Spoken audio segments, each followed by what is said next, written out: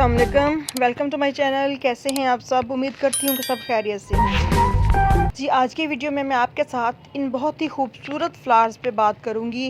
Rain lily ज़ेफ़्रांथस बहुत ही खूबसूरत flowers होते हैं इसके, और ये बारिश के मौसम का बहुत ही ज़्यादा फ्लावरिंग करने वाला प्लांट है, और इसको हम बल्ब के ज़रिए ग्रो करते हैं।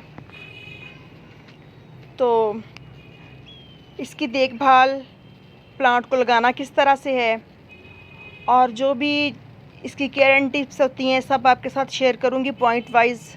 तो इससे पहले अगर आपने मेरे चैनल को सब्सक्राइब नहीं किया हुआ तो मेरा चैनल सब्सक्राइब कर लें, साथ में बेल आइकन भी प्रेस कर लें ताकि जो भी वीडियो नया आए उसका नोटिफिकेशन फ़ौरन आप तक पहुंच जाए।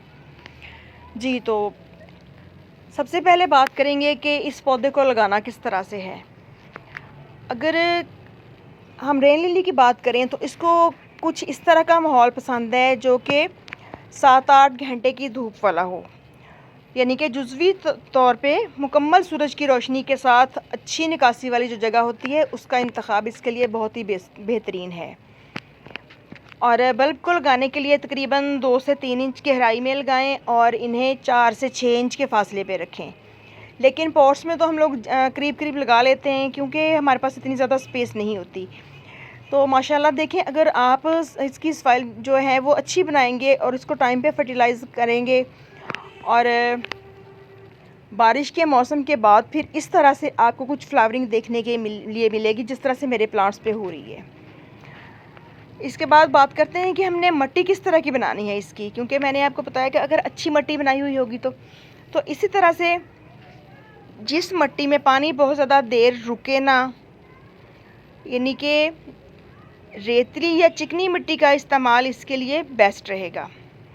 चिकनी मिट्टी के साथ थोड़ी सी रेत मिक्स कर लें और उसके अंदर बराबर क्वांटिटी में कंपोस्ट ऐड करके तो उसको आप लगा दें, क्योंकि हल्की नमी तो बरकरार रहे लेकिन उसमें बहुत ज़्यादा पानी खड़ा नहीं रहे, क्योंकि बल्ब जो होते हैं ये फिर रूट रॉट हो जाते हैं और गलना सड़ना शुरू हो जाते हैं, इसलिए बहुत ज़्यादा खड़ा पानी इस प्लांट को पसंद नहीं है।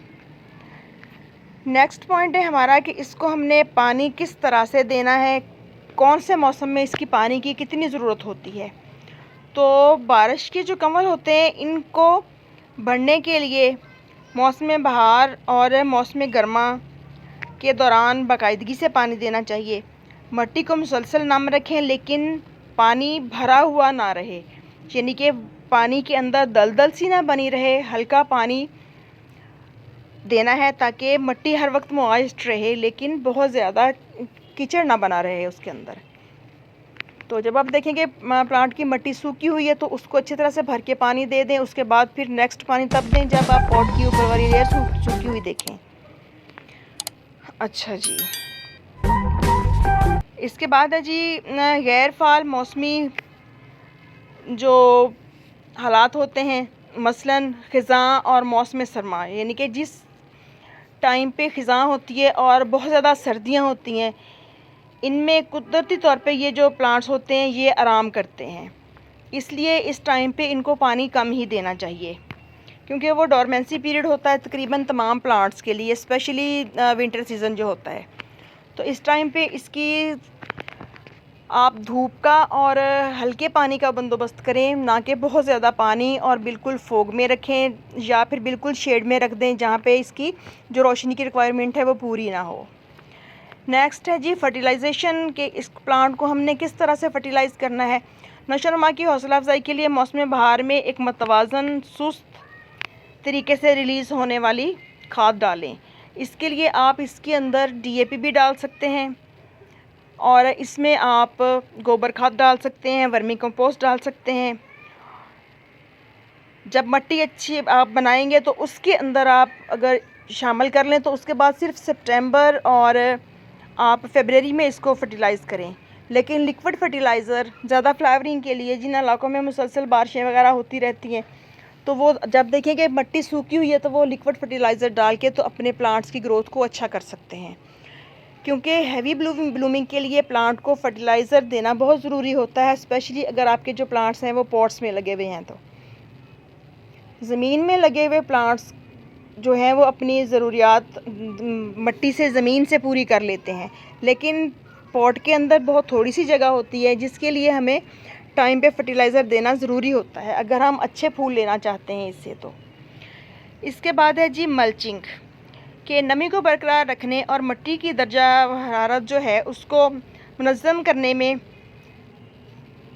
पानी की नमी प्लांट के अंदर बहुत ज़्यादा ज़रूरी होती है, लेकिन नमी इसी तौर पे बरकरार रह सकती है अगर हम प्लांट जो है उनके इर्द गिर्द मल्चिंग कर दें। तो जिस तरह से शदीद टेम्परेचर, जब गर्मियाँ बहुत ज़्यादा होती हैं, टेम्परेचर 45 तक जाना शुरू हो जाता है, 48 तक जाता है हमारी साइड पे बहावलपुर वाले इलाकों में, तो उस टाइम पे प्लांट्स की अगर मल्चिंग कर दी जाए, इसके लिए आप जो वलवली मिट्टी जब आपने बना के लगाया है तो उसके जो अंदर नमी बहुत ज़्यादा रहती तो है, लेकिन शदीद गर्मी में बरकरार नहीं रहती, इसलिए आप इसके अंदर पत्तों की खाद की मल्चिंग कर सकते हैं।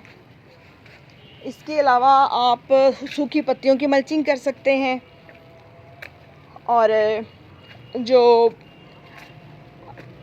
गंदम का भूसा होता है जिसे तूड़ी कहा जाता है, उसको भी आप यूज़ कर सकते हैं मल्चिंग के लिए। चावल की भूसी का इंतज़ाम कर सकते हैं आप, और सर्दी के मौसम में आप इसकी मल्चिंग पीनट वगैरह के छिलकों से भी कर सकते हैं। लेकिन जैसे ही मौसम चेंज हो तो फिर मल्चिंग को हटा के आप इसकी अच्छी तरह से गुड़ाई वगैरह करके तो फर्टिलाइज़र देने का इंतज़ाम करें। और नेक्स्ट जो पॉइंट है वो है इसकी कटिंग करना। अगर हम चाहते हैं कि हमारे जो प्लांट हैं वो साफ़ सुथरे और ख़ूबसूरत निखर के सामने आए और अच्छी उनकी हेल्थ हो, तो उसके लिए टाइम पे इनकी कटिंग करना भी बहुत ज़रूरी होता है। और साथ ही साथ इसके जो मुर्दा या पीले पत्ते होते हैं उनको प्लांट के ऊपर से रिमूव करते जाएं, ताकि प्लांट खूबसूरत, लश ग्रीन और फूलों से भरा हुआ नज़र आए। नेक्स्ट पॉइंट है हमारा कीड़े और बीमारियां, कि अगर हम इस प्लांट को पेस्ट वगैरह से बचाना चाहते हैं तो क्या हमें इंतज़ामात करने होंगे। बारिश की लिली आम तौर पर कीड़ों और बीमारियों के ख़िलाफ़ मज़ाहमत रखती है, लेकिन घुंघों और स्लग्स वगैरह पर नज़र रखें, क्योंकि स्लग्स और घुंघे जो होते हैं, स्नेल्स, ये हमारे प्लांट को डैमेज कर देते हैं, इसकी रूट्स वगैरह को ख़राब कर देते हैं, और जो बल्ब होते हैं इसके छोटे छोटे से लहसुन की तरह से, उनको भी ये डैमेज कर देते हैं। तो लिहाजा स्लग्स और स्नेल्स वगैरह से आप वक्ती तौर पे चेक एंड बैलेंस रखें, स्पेशली बारिश के मौसम में, कि आपके प्लांट जो हैं वो इस तरह की बीमारियों से महफूज रह सकें। इसके लिए आप नीम ऑयल भी यूज़ कर सकते हैं और कोई स्प्रे भी यूज़ कर सकते हैं। नेक्स्ट पॉइंट है हमारा मौसम सरमा में इस प्लांट को सर्दी से कैसे बचाएं।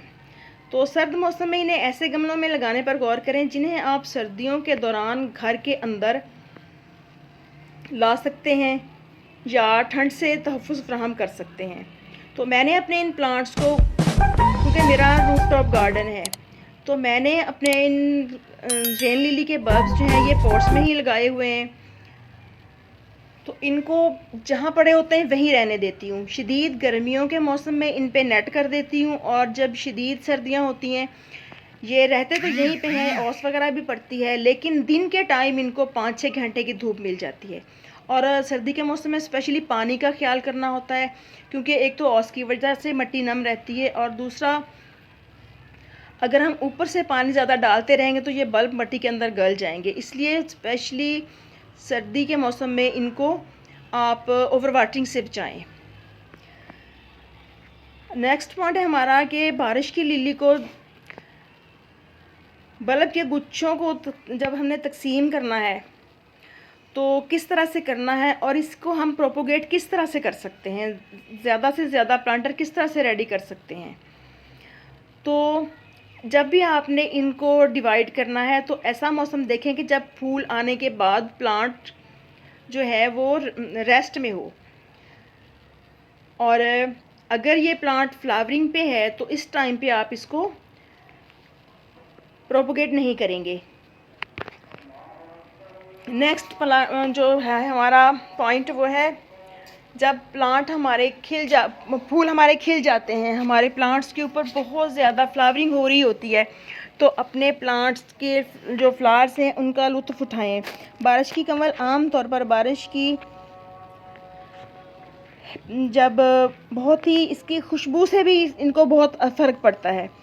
भारी बारिश के बाद ये खिलते हैं, लिहाजा इनके जब नाजुक रंगीन फूल खिले हुए होते हैं तो उनसे आप मज़ा उठाएं, क्योंकि ये बहुत ही नरम और नाजुक से होते हैं। और कुछ फ्लावर्स तो सुबह खिलते हैं और शाम तक मुरझा जाते हैं, और कुछ जो हैं वो 2-3 दिन तक चल जाते हैं, यानी कि शाम को बंद हो जाते हैं, सुबह फिर खुल जाते हैं।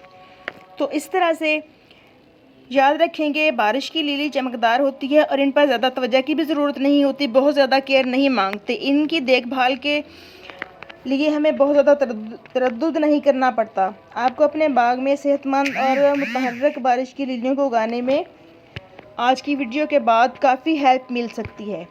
उम्मीद है कि आप अपने प्लांट्स को बहुत ही अच्छा और खूबसूरत रखने के लिए इन चंद पॉइंट्स पे अमल करेंगे और अपने प्लांट्स को ज़्यादा से ज़्यादा प्रोपोगेट करके अपने गार्डन को खुशनुमा बनाएंगे। इजाज़त दीजिए, अल्लाह हाफिज़, हैप्पी गार्डनिंग।